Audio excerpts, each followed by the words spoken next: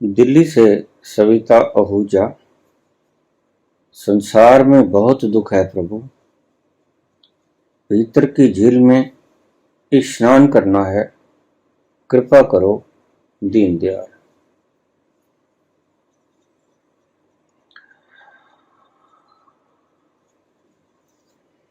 संसार में बहुत दुख है,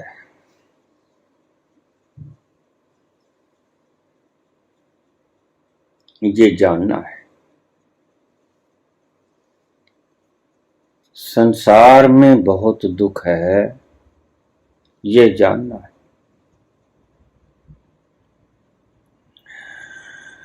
इससे पीड़ित नहीं होना है, ये एक सत्य है, कटु सत्य है। जैसे हम जानते हैं कि सभी ने मरना है, मैंने भी मरना है, सभी ने मरना है, ये जानना है। और ये जानने को अपने हृदय के अंतस्थल में पिरो लेना है। लेकिन मृत्यु के भय से हर पल कल्पना नहीं है, गहरा है समझना। संसार दुख है निश्चित, ये जानना है कि संसार दुख है। प्रत्येक व्यक्ति के लिए संसार दुख है ऐसा नहीं। अधिकांशतः लोगों के लिए तो संसार अभी सुख का साधन, इसलिए तो इसकी दौड़ में भागे फिरते। संसार कमा लूं, पदार्थ कमा लूं, ये बन जाऊं, वो बन जाऊं। संसार उनके लिए दुख होता तो दुख को पाने के लिए कौन चलता है? संसार उनके लिए सुख है, इसलिए उनको संसार का सुख भोग लेने दो, अड़चन मत करो। लेकिन बुद्ध ने अगर जान लिया कि संसार दुख है तो वो अपने अनुभव से जाना। और जो व्यक्ति ये जान लेता है कि संसार में दुख है, उसकी सब भाग दौड़ नष्ट हो जाती है। इसका लक्षण भी होता है। बुद्ध के शब्दों को सिर्फ पढ़ के उसी तरह बोल लेना, नकल कर लेना, संसार दुख नहीं हो जाएगा। संसार दुख तब होगा जब तुमने संसार को दुख की तरह जान लिया। बहुधा संसार के लिए भागे फिरते हैं। ये जो कंपटीशन, भागदौड़ की जिंदगी, मैंने आईएएस बनना, मैंने पॉलिटिकली सबसे ऊपर का पद पाना, मुझे इतना मान सम्मान मिले जो कभी किसी को मिला ही नहीं था।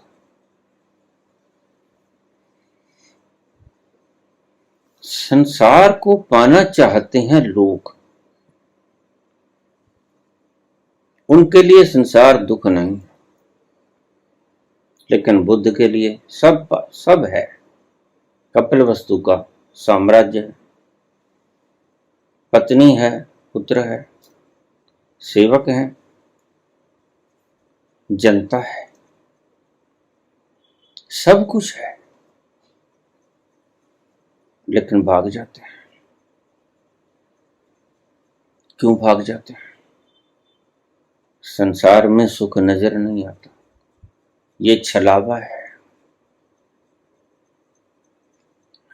बुद्ध ने इसके भीतर के छलावे को पहचान लिया। इसलिए ये छलावा टूट गया और अर्धरात्रि को वो घर से भाग गए।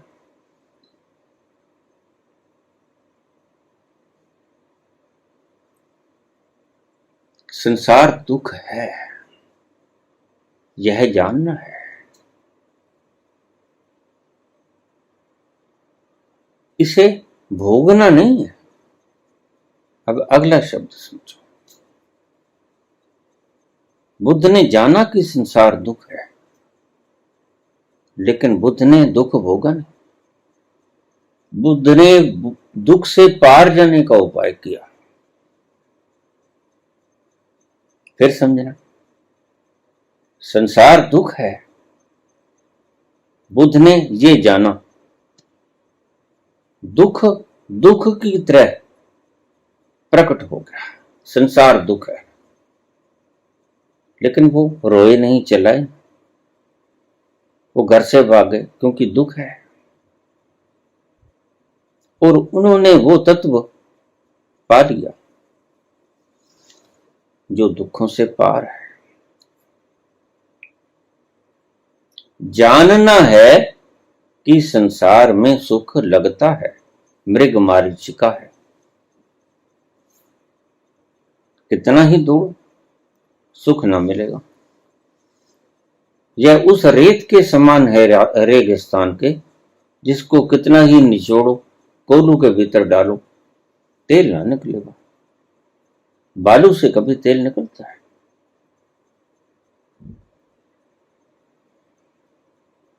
बुद्ध ने जाना संसार दुख है, तो बुद्ध दूसरे मुकाम पे चले गए, दिशा बदल ली। और बुद्ध ने एक दिन जान लिया कि इस दुख से पार हुआ जा सकता है। बस यही तुमने करना। और ये शब्द बड़े गहरे, ये शब्द किसी ऋषि के मुख से कहे हुए शब्द हैं।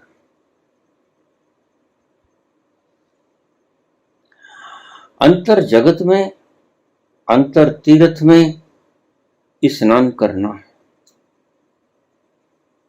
बिल्कुल ठीक है। वही तीर्थ है एक जिसमें स्नान करना होता है। तीर्थ नावा जे तिस पावे, बिन पाणे की नाय कर। ये जो तीर्थों को नकली नाम दे दिया आपने, धामों को नकली नाम दे दिया आपने, ये हज, ये मक्का, ये मदीना, ये तीर्थ नहीं, यह तो भौगोलिक स्थान है।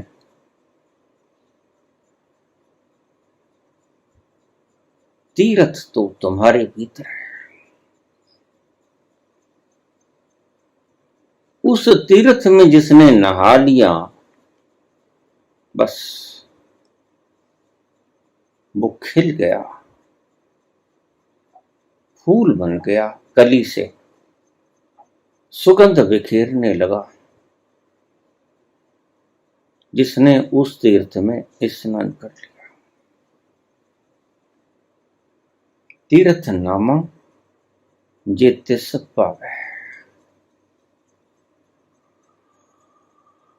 अगर उसे अच्छा लगेगा तो मैं तीर्थ में भी स्नान कर लूंगा।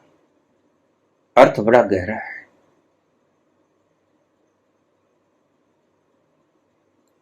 संसार दुख है, एक एक शब्द को पिरो लेना मोती की तरह।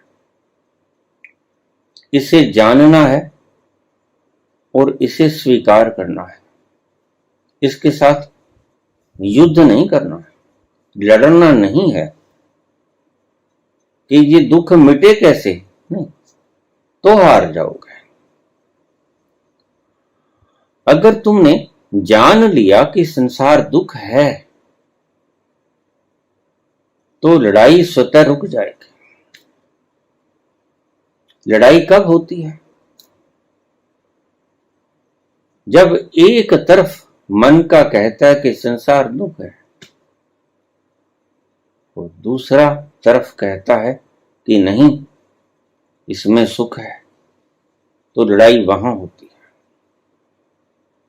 एक पासा कहता है दुख है, एक पासा कहता है सुख है, तो लड़ाई शुरू हो जाती है, द्वंद्व शुरू हो जाता है।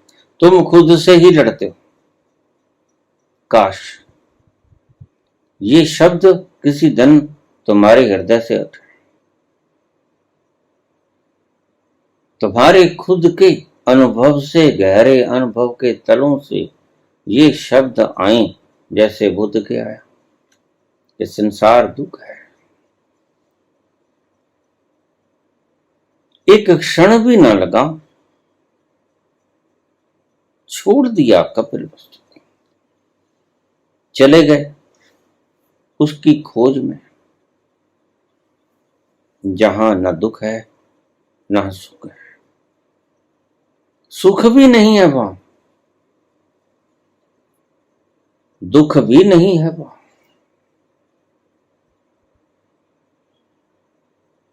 सुखातीत दुखातीत, आनंद ही आनंद है। एक स्थान ऐसा तुम्हारे भीतर है, वहां चले जाओ। वही मुकाम है तुम्हारा, गंतव्य स्थल वही है तुम्हारा। आखिर तुम जब तक वहां ना पहुंचोगे, करार ना आएगा, चैन ना आएगा।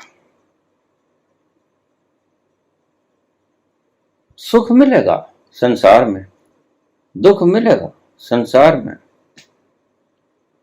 लेकिन मैं उस तल की बात करता हूं।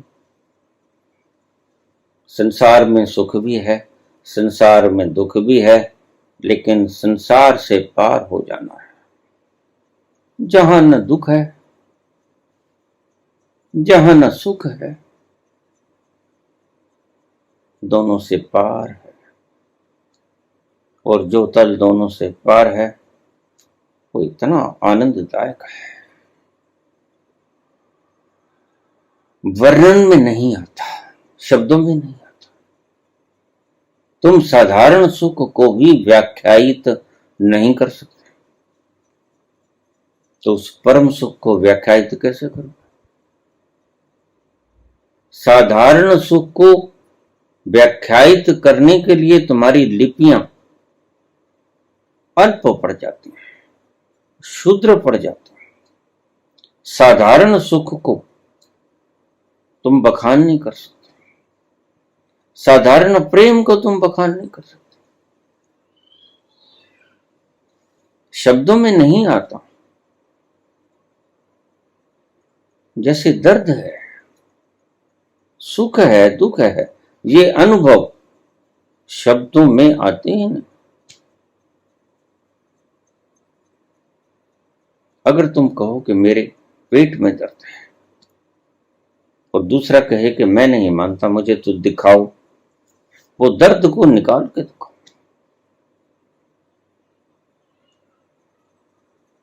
तुम दिखा ना पाओगे, दर्द को दिखा ना पाओगे, सुख को भी दिखा ना पाओगे, दुख को भी दिखा ना पाओगे। ये सारे अनुभव हैं जो तुम्हें ही पता चलता है।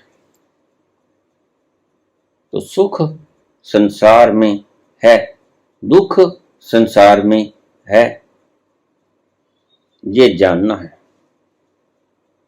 कि संसार में द्वंद्व है, सुख भी है और दुख भी है, लेकिन हमने द्वंद्वातीत होना है, हमने सुख और दुख के पार जाना है।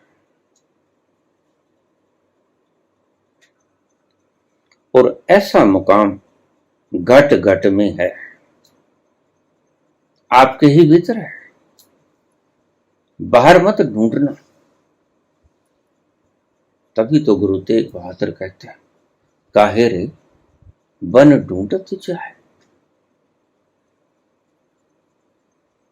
क्यों जाता है बाहर ढूंढने के लिए? तेरे ही भीतर है वो।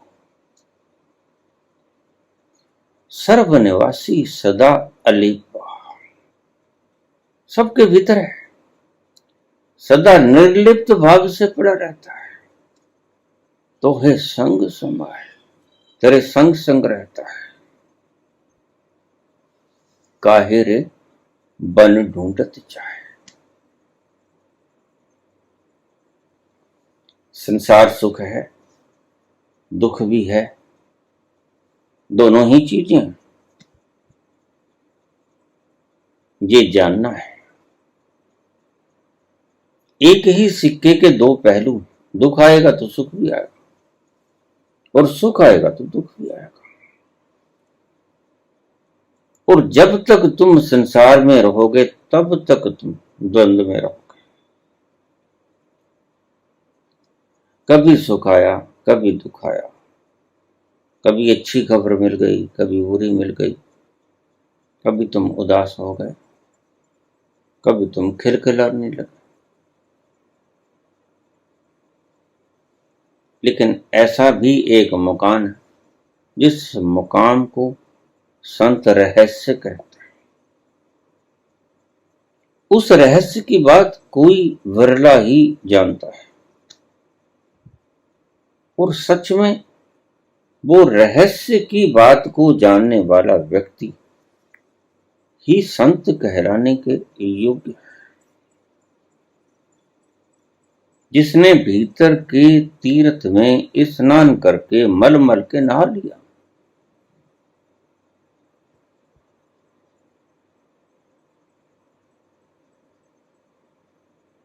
खूब पियो,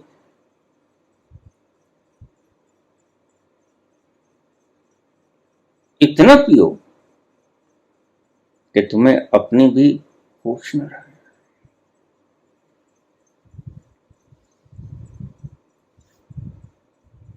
याद ही न रहे।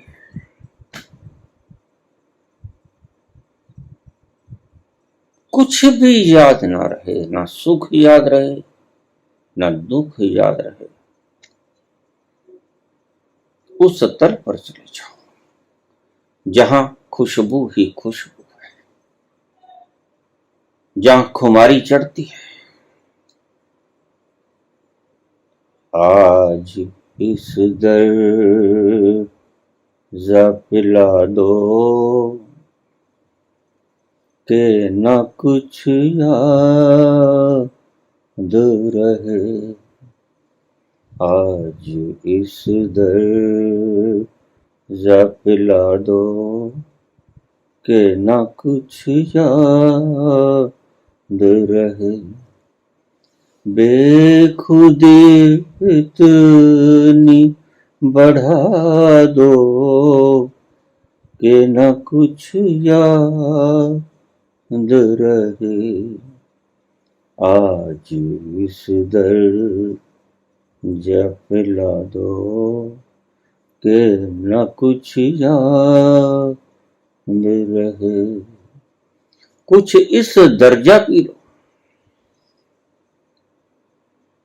कुछ भी याद न रहे। समय शून्य हो जाए, देह आभास शून्य हो जाए। उस मुकाम पे पहुंचना है, उस स्थान पे पहुंचना जहां संसार नहीं, जिसको तुम संत जन परमात्मा कहते हैं, अल्लाह कहते हैं, गौर कहते हैं, बैगुरु कहते हैं, सतनाम कहते हैं, जिसको सच्चखंड कहते हैं। वहीं जाकर सच्ची पीने को मिलती। इस्लाम में जिक्र है, स्वर्ग में बहते हैं शराब के झरने। ये कौन सी शराब के झरने और ये स्वर्ग है कहां?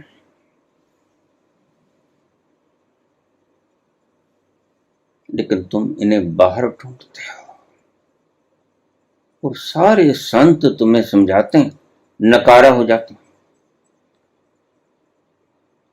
कितना समझाते हैं तुम्हें, तुम समझ नहीं पाते।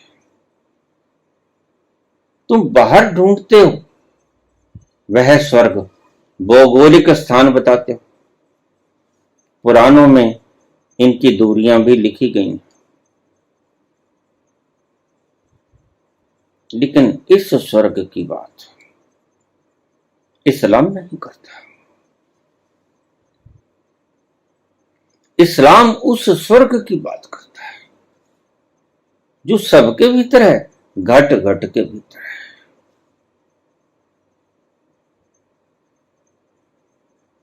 जो मदहोशी में आपको पिला देता है, और इतने पिलाता है, इस कदर पिलाता है, इस दर्जा पिलाता है कि तुम सुधी बुद्धि खो देते हो।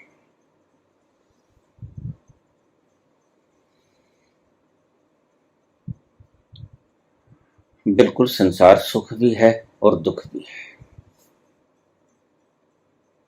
लेकिन ना सुख से चिपटना है न दुख से चिपटना है।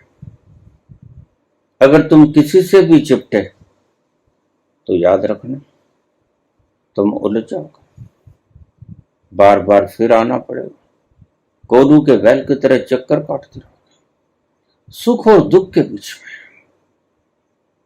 सुख और दुख की इस सीमा से पार जाना है, जहां न सुख है न दुख है, जहां आनंद है, परम मस्ती है, खुमारी है, सुरूर है, सुगंधी है, आनंद है। समुद्र है आनंद का, समुद्र है परम खुशी का, जहां जाकर तुम्हारा रोआ रोआ नाचता है। एक स्थान ऐसा भी है, वहां पहुंच जाओ। सभी संत कहते हैं बाहर नहीं मिलेगा। कौन से संत ने ये कहा कि वो बाहर मिलेगा? और फिर भी तुम उसे बाहर ढूंढ रहे हो। और किसी संत ने भी ये नहीं कहा कि वो बाहर मिलेगा। तुम उसे बाहर ही ढूंढते हो, संसार में ही ढूंढते हो, संसार में नहीं होता।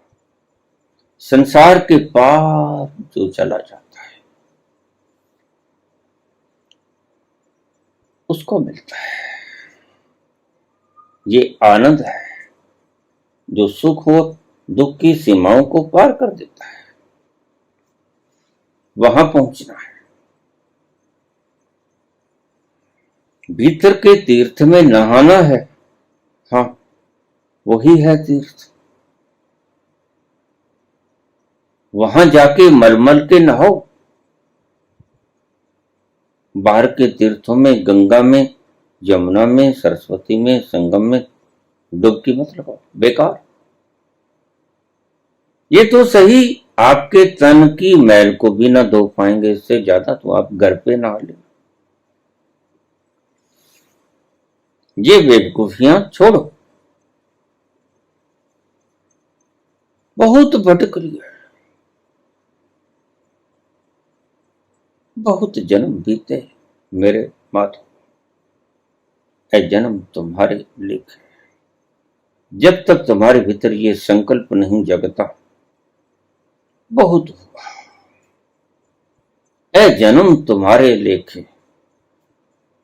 बस जैसे ही तुम्हारे भीतर ये सच्चा संकल्प उदित हुआ, फिर तुम पहुंच ही जाओगे। तुम चिंता मत करो। इतनी दूर भी नहीं निकले हो, माना कि सोए हो, लेकिन सोए सोए इतनी दूर भी नहीं निकले हो। बस कोई जगाने वाला चाहिए और तुम पल भर में जग जाओगे। ये भटके तो हो, पर सच में नहीं भटके। ये स्वप्न में भटके, और स्वप्न ही तोड़ना है। स्वप्नवत है ये संसार। और इसी स्वप्न को तोड़ना है।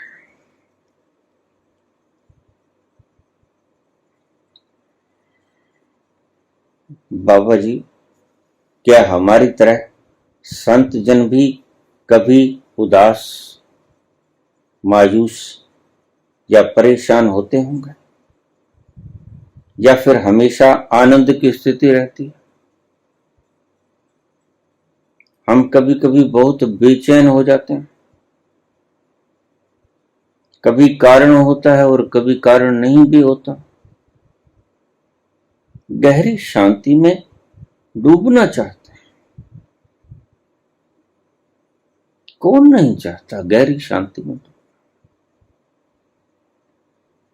संसार का प्रत्येक प्राण की आंतरिक अभिलाषा यही है। बात अलग है कि गलत दिशाओं में निकल पड़ता है। इस गहरी शांति की तलाश सभी को है, सदा से है। यही तलाश, बस एक ही खोज है, दूसरी कोई खोज नहीं। क्या संत भी हमारी तरह उदास होता है? बड़ा प्यारा प्रश्न। हमारी तरह परेशान, मायूस, या सदा आनंद की स्थिति में रहते हैं?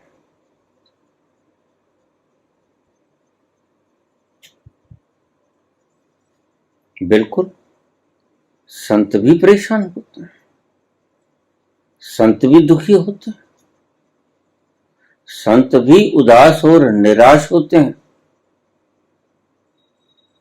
तुम जानकर चकित मत होना, लेकिन आगे की बात भी सुन लेना। तुम्हारे निराश होने का, तुम्हारे दुखित होने का कारण जो होता है, वो संत के दुखित होने का, निराश और उदास होने का वही कारण नहीं होता।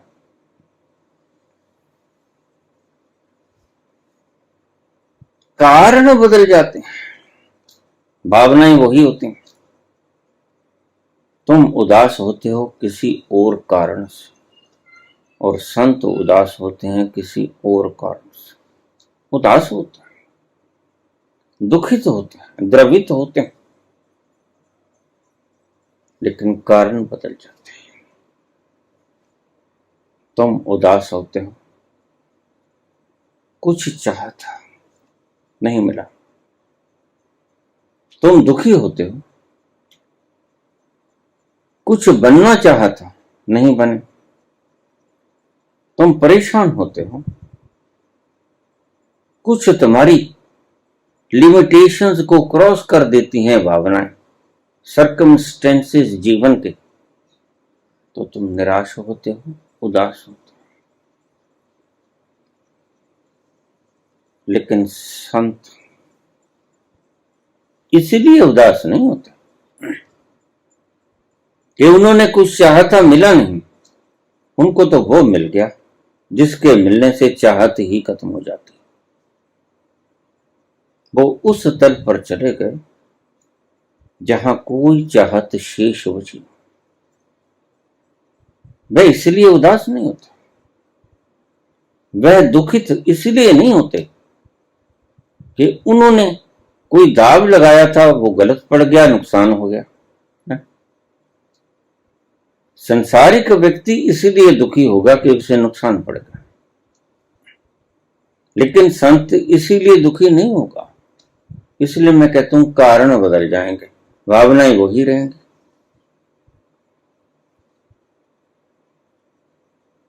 संत दुखी होगा आपको दुखी देखकर। संत हृदय नवनीत समान, और तुम दुखी होगे अपने आप का दुख देखकर। समझना बात को। संत आपके दुख को देखकर दुखी होगा, भीतर से करुणा उठेगी, तुम्हारे दुख को कैसे दूर कर दे प्रयास करेगा। सारे संत सदा सदा से इसी प्रयास में रत रहते हैं क्योंकि तुम्हारे दुख को अपने दुख की तरह वो जानते हैं। संत सच्चा हमदर्द होता है। संत तुम्हारे दर्द में हम शरीक होता है। वह पहचानता है, वह जानता है कि किसी दिन मैं भी बिल्कुल इसी तरह परेशान था। कारण अज्ञान। तुम बीमारी से परेशान, संत भी कभी बीमारी से परेशान। लेकिन जिस दिन से पता चला कि जिससे बीमारी है वो मैं नहीं, संत का दुख मिट गया। किस कारण से था? अज्ञान के कारण था। जानता था दुख है, मानता था मैं शरीर हूं, रोग शरीर को था, लेकिन मानता था कि रोग मुझे है। तुम तुम्हारे रोगों से पीड़ित होते हो, संत तुम्हारे अज्ञान से पीड़ित होता है। संत इसीलिए पीड़ित होता है कि काश तुम्हें पता होता कि ये रोग तुम्हें नहीं है। संत कभी वास्तव में तुम्हारे कारणों से दुखी नहीं होता। ये बात को समझ लेना, बड़ा महीन फर्क है। संत स्वयं तो उस तल पर चला गया जहां कोई चिंता की आग नहीं पहुंचती, जहां कोई रोग का कष्ट नहीं पहुंचता, जहां कोई संसारिक क्लेश दस्तक नहीं दे सकता। संत स्वयं तो उस आयाम में प्रवेश कर गए जहां संसार का कोई भी सुख या दुख पहुंच नहीं पाता। फिर संत क्यों दुखी होता है? संत के दुखी होने का कारण अलग है। जब तुम दुखी होते हो, मुझे रोग है, मुझे कष्ट है, मैंने ऐसा चाहा था, हुआ ना, मैंने ऐसा सोचा था, उलट हो गया, तो संत तुम्हारे दुख को देखकर दुखी होता है और संत प्रयास करता है कि कैसे तुम्हें याद करा दे कि जिसे दर्द है, जिसे रोग है, जिसे कष्ट है, जिसने चाहा था कुछ बनना, वो तुमने नहीं चाहा था। तुम इन सब से पार हो,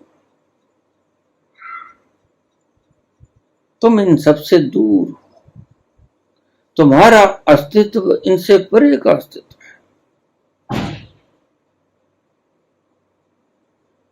तुम्हें कष्ट नहीं होता, तुम्हें कोई दर्द कभी छू नहीं पाता,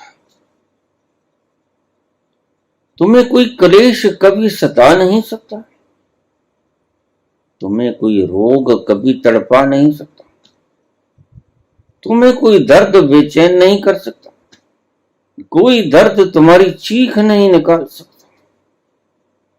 कितना भी बड़ा हैपनिंग तुम्हारे जीवन में हो जाए, तुम रोग है, तुम्हारे मापदंड अलग हैं और संत के मापदंड बदल गए।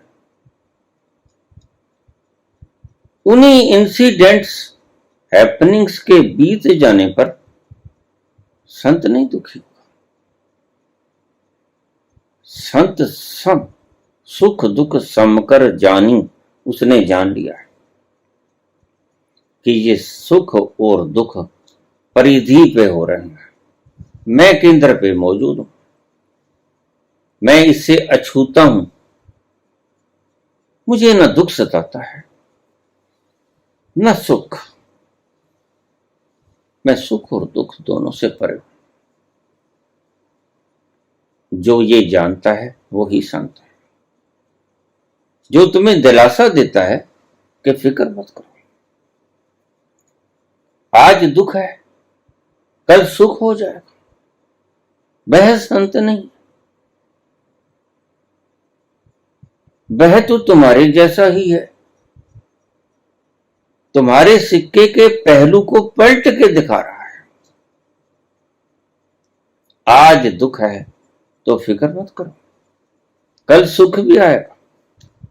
शब्दों से बहकाएगा तुम्हें, और ये सत्य भी है। आज अगर दुख है तो कल को सुख भी आएगा, और आज अगर सुख है तो इतराना मत। बस दुख की आहट अभी आई, आने को है। सुख और दुख एक ही धागे के दो छोर हैं, लेकिन संत इन सुख और दुख दोनों की परिधि से परे। सुख और दुख तुम्हारे जीवन की परिधि के ऊपर आते हैं, ऊपर ऊपर आते हैं, जैसे तुम्हारे सिर के ऊपर आसमान में बादल।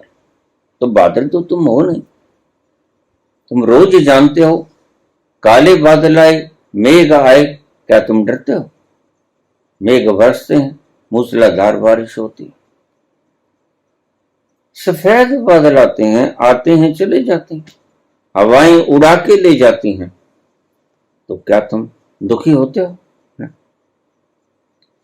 क्यों? क्योंकि तुम जानते हो कि बादल मैं नहीं।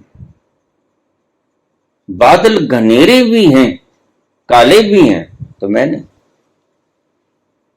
ये हैं, बरसेंगे बरस जाएंगे, नहीं बरसेंगे हवाएं उड़ा के ले जाएंगी, लेकिन बादल तो मैं नहीं। बादल काले हैं, बादल सफेद हैं, बादल घने हैं, बादल कम हैं, लेकिन मैं बादल नहीं हूं। मैं इन बादलों से परे कुछ हूं। मैं इन बादलों से परे कोई तत्व हूं, जिनके ऊपर इन बादलों की मूसलाधार बारिश असर नहीं करती। कोई दुख तुम तक नहीं पहुंचता, और कोई सुख भी तुम तक नहीं पहुंचता। ध्यान रखना, और तुम्हारे सुख और दुख परिधि के ऊपर ही हैपन होते हैं, लेकिन तुम उस स्थिति में चले जाते हो, केंद्र में, जहां परिधि का कोई सुख, कोई दुख, कोई चिंता, कोई क्लेश, कोई आग तुम तक नहीं पहुंचती। संत के ऊपर क्लेश आते हैं, संत के ऊपर दुख आता है, संत के ऊपर पीड़ा भी आती है। संत पे सब कुछ आता है, जो तुम पे आता है वो संत पे भी आता है। लेकिन ध्यान से समझ लेना मेरी बात को, कारण कुछ और होता है। तुम तुम्हारी ही पीड़ा से ग्रसित हो, संत तुम्हारी पीड़ा से ग्रसित है, लेकिन पीड़ा दोनों को है। तुम तुम्हारी पीड़ा से ग्रसित हो, संत भी तुम्हारी ही पीड़ा से ग्रसित है। संत इस पीड़ा से ग्रसित है कि मैं भी किसी दिन इसी तल पर था। मैं भी यही समझता था भ्रम में कि दर्द मुझे हो रहा है। मैं भी यही समझता था कि मैं मर जाऊंगा। मैं भी यही समझता था कि ये दुखों के घनेरे बादल कभी खत्म नहीं होंगे। काश ये भी जान लेता जो मैंने जान लिया। जो मैंने जान लिया तो संत की सभी विपत्तियां समाप्त हो जाती हैं, सभी आफतों से पार हो जाता है संत, क्योंकि उस क्षेत्र से पार हो जाता है जिस क्षेत्र पर द्वंद्व हैं, सुख दुख, रोग निरोग, ये सारे द्वंद्व हैं और हैं परिधि पे। लेकिन तुम जिस वक्त परिधि से छलांग लेके केंद्र में चले जाते हो तो तुम्हें समझ आ जाता है, तुम्हें परिधि साफ दिखाई पड़ने लग जाती है, बिल्कुल आसमान में छाए हुए बादलों की तरह। वो स्थिति है संत की। संत भी रोता है। तुम अज्ञान के कारण रोते हो, संत तुम्हारे अज्ञान के कारण रोता है। काश तुम सत्य को जान पाते कि ये दुख तुम्हें नहीं है, ये क्लेश तुम्हें नहीं है। तुम सांत्वना चाहते हो, उस क्लेश के क्षण में कोई आके तुम्हें कहता कि कोई बात नहीं, आज दुख है, थोड़ी ही देर में सुख आ जाएगा। ठीक भी है, क्योंकि एक ही सिक्का, कभी दुख कभी सुख, कभी धूप कभी छांव। लेकिन ये वो व्यक्ति बता पाएगा जो मनस के तल पे है। वो व्यक्ति तुम्हें कहेगा तुम फिक्र मत करो। संत तुम्हें कहेगा कि तुम फिक्र मत करो। ये बादल हैं, ये दुख, दर्द, ये आग, ये क्लेश, ये तुम्हें नहीं है, ये तुम्हारे से ऊपर, परिधि के ऊपर घटने वाली घटनाएं। इससे तुम दुखित नहीं होते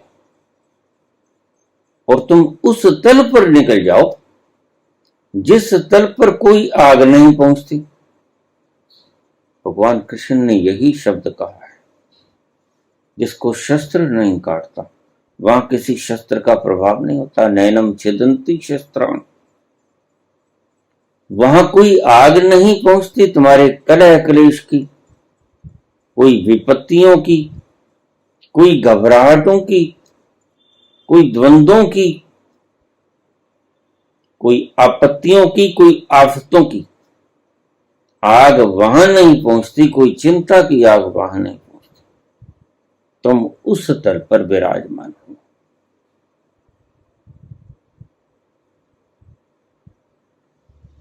न चैनम क्लेदन्त्यापो न शोषति मारुतः, कोई जल तुम्हें डुबो नहीं सकता, भिगो नहीं सकता, कोई हवा तुम्हें सुखा नहीं सकती, कोई हवा तुम्हें उड़ा नहीं सकती। तुम वो तत्व हो जो सभी प्रकार की परिस्थितियों से पर दूर खड़ा साक्षी रूप में विद्यमान रहता है। उसके ऊपर कोई इफेक्ट नहीं। सर्वनिवासी, सदा अलेपा, वह सदा निर्लिप्त रहता है। वह बिल्कुल वैसे ही जैसे कैटालिटिक एजेंट रहता है। उसके मात्र होने से ही सभी रासायनिक क्रियाएं होती हैं। केमिस्ट्री के किसी छात्र से पूछते कि कैटालिटिक एजेंट का रोल क्या होता है, तो वे कहेगा कि सिर्फ मौजूदगी, ओनली टू एग्जिस्ट। उसके होने से ही सब कुछ होता है, और अगर वो न हो तो कुछ नहीं होता, और उसका रोल भी कुछ नहीं, वह पार्टिसिपेशन भी नहीं करता। देखिए कमाल की बात है, चेतना निर्लिप्त भी है और चेतना के बिना कुछ होता भी नहीं। चेतना के बिना कुछ घटना भी नहीं घटती और चेतना भागीदार भी नहीं होती। और दोनों ही बातों को ये बुद्धि में समझ में नहीं आए की बात, क्योंकि बुद्धि से परे की बात है। क्या संत जन भी कभी उदास, मायूस या परेशान होते हैं, लेकिन कारण अलग होते हैं। तुम तुम्हारी आग से परेशान होते, संत तुम्हारी अज्ञानता से परेशान होते। काश तुम जान जाओ कि जो जल रहा है वो तुम्हारा मकान है, वो तुम नहीं। तुम कुछ अन्य हो, जहां तक तुम्हारे घर की आग पहुंच नहीं पाती, तुम वो। ये बाढ़ तुम्हें बहा के नहीं ले जाएगी, ये तूफान तुम्हें उड़ा के नहीं ले जाएगा, ये शस्त्र तुम्हें काट ना पाएगा, तुम वो हो। और ये फर्क बड़ा भारी है। इसको ऐसा समझ लो, एक व्यक्ति सोया हुआ है, एक व्यक्ति जागा हुआ है। ये दो व्यक्ति हैं। एक सोया हुआ है, गराटे मार रहा है।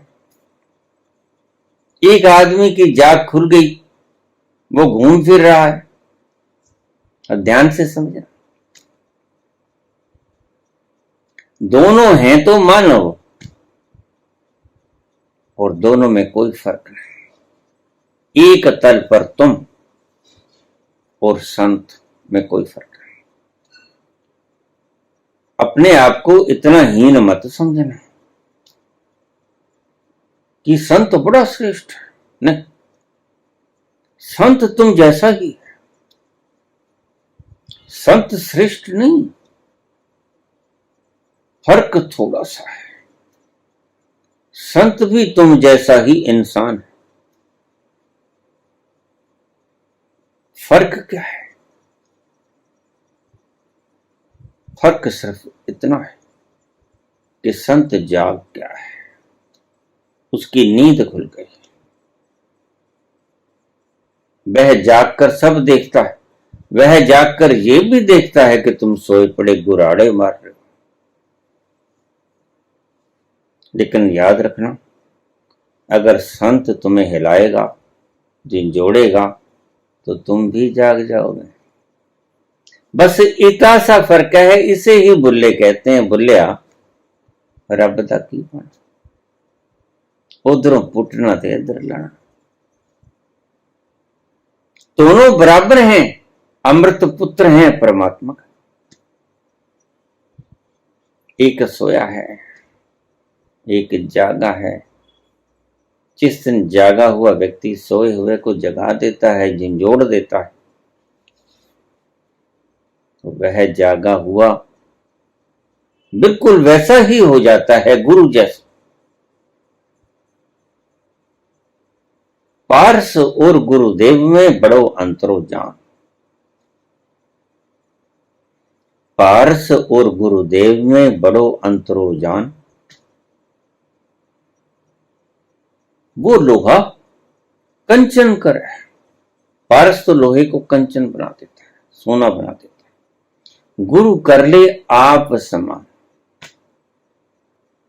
गुरु तो तुम्हें जगा देता है और तुम गुरु जैसे ही हो जाते हो।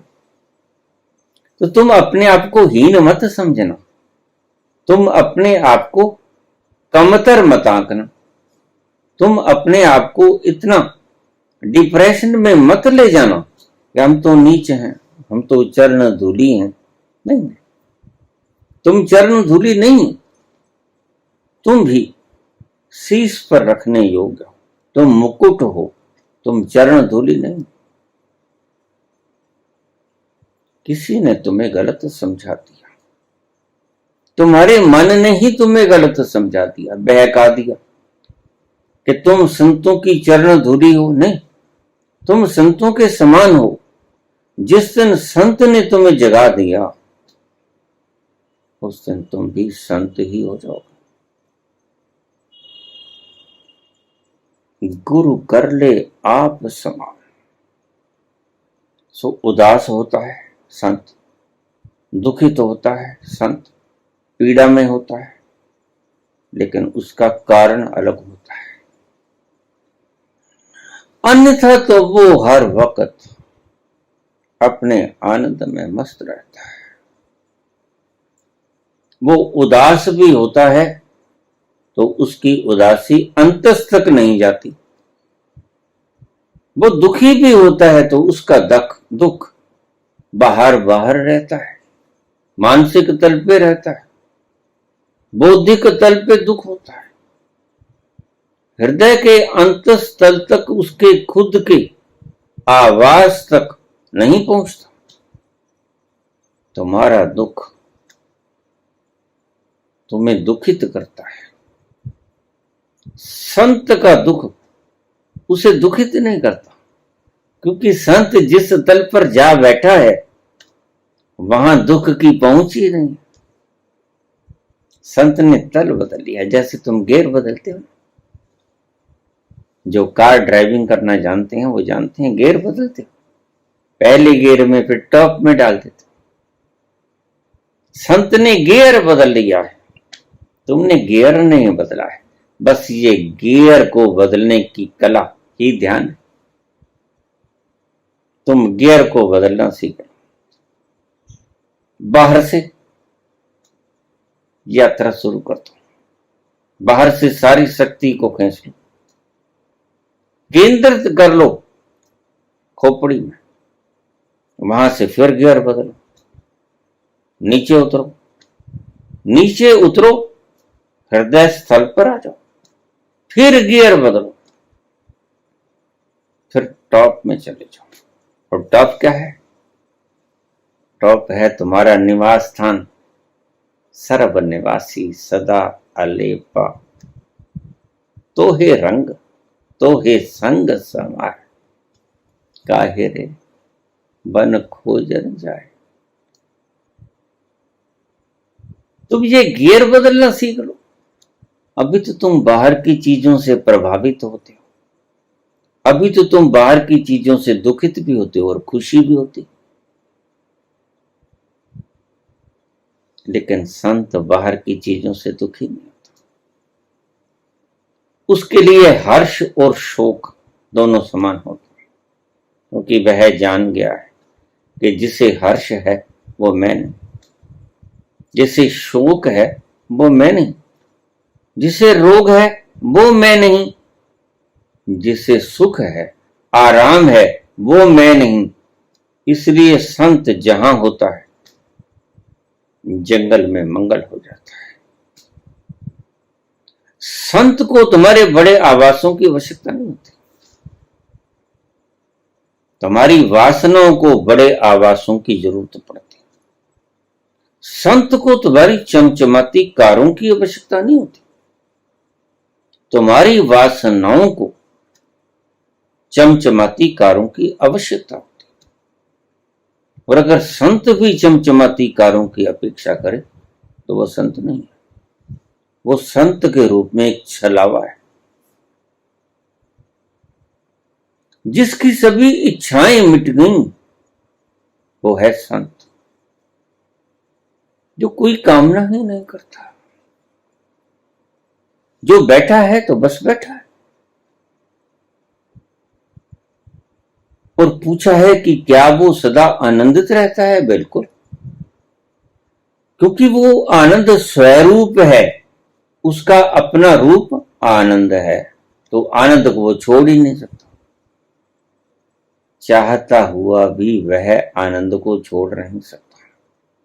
लाख यत्न करे, एक घड़ी अगर तुमने खुद को जान लिया कि मैं आनंद का सागर हूं, मैं प्रेम का सागर हूं, तो तुम उसको खोना चाहोगे तो भी ना खो पाओगे। बस भ्रम मिट गया। ये भ्रम ही तो तुम्हें नचाता है, ये हजार तरह के नाच नचाता है। बस इस भ्रम का टूटना ही समाधि है, इस भ्रम का टूटना ही सर्व दुखों का समाधान है। और जहां समाधान है वही समाधि है। वहां सब प्रश्न गिर जाते हैं, वहां सब दुख और व्याधियों का कारण गिर जाता है। सभी प्रश्नों का गिर जाना सभी प्रश्नों का समाधान है। इसलिए समाधान शब्द से बनी समाधि।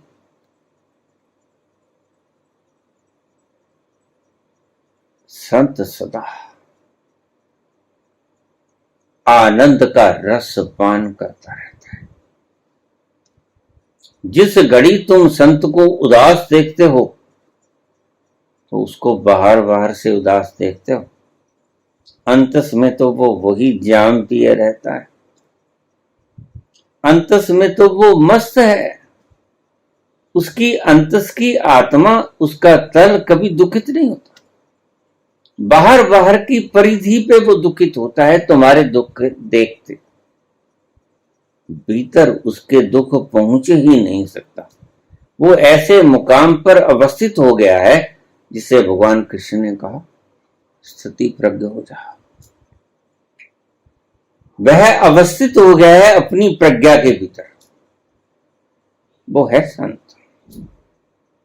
और वहां ऐसा आनंद है कि उस आनंद के आगे सभी संसारिक सुख नगण्य हो जाते हैं, फीके नहीं पड़ते, नगण्य हो जाते हैं, नेग्लिजिबल। वह ऐसे आनंद से गुणित स्रोत है, कभी कम नहीं होता वो आनंद और बढ़ाया नहीं जा सकता। वो जितना है उतना है।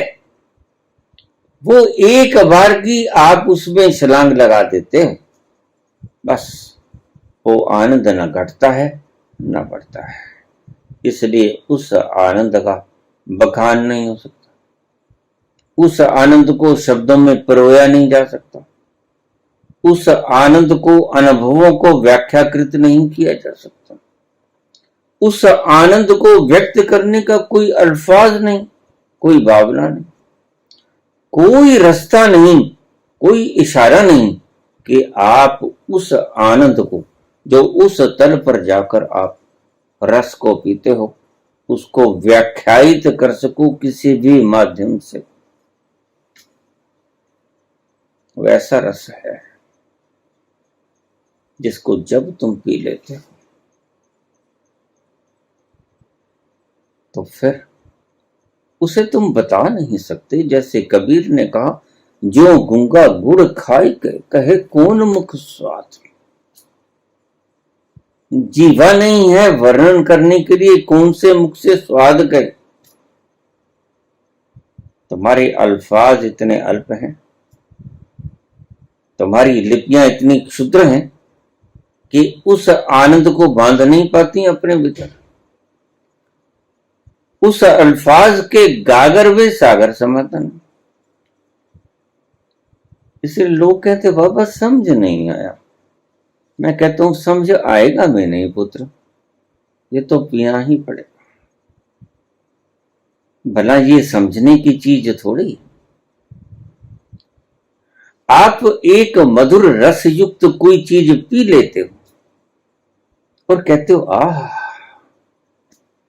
तो उसको व्याख्यायित कैसे करो। आपसे पूछेगा ये कैसा था, तो आप मौन हो जाओगे। व्याख्या, क्योंकि शब्द व्याख्यायित नहीं कर सकते वो परम रस को। और ये रस है, उपनिषद में कहा रसो वैसा, वह रस है। इसको रस को उद्घोषित, उद्भाषित कैसे करें,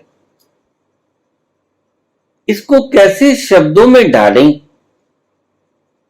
कोई ढंग नहीं, कोई इशारा, कोई शब्द, कोई लिपि इसको परिभाषित नहीं कर सकती। वो ऐसा आनंद है जो कि कहा ही नहीं जा सकता, बतलाया ही नहीं जा सकता। जैसे इश्क, छोटी सी बूंद, प्रेम की छोटी सी बूंद का स्वाद क्या है तुम नहीं बता सकते। ऐसे ही वो परम सागर की, प्रेम के सागर की परम अवस्था को शब्दों में व्याख्यायित नहीं किया जा सकता। वह शब्दों से परे है। हर वक्त संत उस मस्ती से सराबोर अपने ही आनंद के रस का पान करता हुआ कभी दुख को प्राप्त नहीं होता, लेकिन उदास होता है। उसका अंतस नहीं, उसका मनस बौद्धिक सतर पर तुम्हारे कारण अलग उदास होने के, संत के कारण अलग। इस बात को गौर से सुन लेना। दुखित भी होता है, भगवान राम भी दुखित हुए। सीता के हरण पर राम रोए, ढूंढा, उदास हुए, लेकिन उनके अंतस्थल तक वो दुख नहीं पहुंचा। लक्ष्मण के मरण पर, मूर्छा पर राम बड़ा रोया,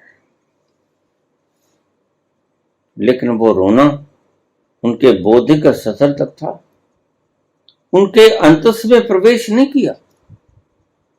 इसलिए मैं कहता हूं कि राम में और आप में जरा भी फर्क नहीं, कृष्ण में और आप में जरा भी फर्क नहीं, कबीर में और आप में जरा भी फर्क नहीं है। कबीर किसी दिन आप जैसे ही थे, नानक किसी दिन आप जैसे ही थे, बुद्ध भी आप जैसे ही थे जो घर से भागे, महावीर भी आप जैसे ही थे जो घर से चले गए, और वही एक दिन कैवल्य को प्राप्त हुए और आपसे ऊपर चले गए। बुद्ध एक दिन निर्वाण को प्राप्त हुए और आपसे ऊपर चले गए। बस एक छोटी सी कलाबाजी, जिस दिन आप अपने अंतस तक पहुंच जाओगे, उस अंतस जिसका मैंने जिक्र किया, भगवान कृष्ण ने जिक्र किया, जहां कोई आग नहीं पहुंचती, कोई दुख नहीं पहुंचता और सुख भी नहीं पहुंचता, कोई ऐशो आराम भी वहां नहीं पहुंचता, किसी प्रकार के पदार्थ के सुख वहां नहीं पहुंचते, वह रस रूप है। तो संत दुखी होता है तो बौद्धिक सतर पर, संत सुखी होता है तो बौद्धिक सतर पर उदास भी होता है, गमगीन भी होता है, दुख भी होता है, लेकिन उसके अंतस्थल तक वो नहीं जानता। वो जानता है ये बात कि मेरी व्यथा किसी और कारण से है, ये जो मानव जिसके दुख के कारण मैं दुखी हूं, इसकी व्यथा किसी अन्य कारण से है, और मैंने वो कारण तलाश लिया है और मैं उस कारण से पार हो गया हूं। वो कारण क्या है? कारण है अज्ञान।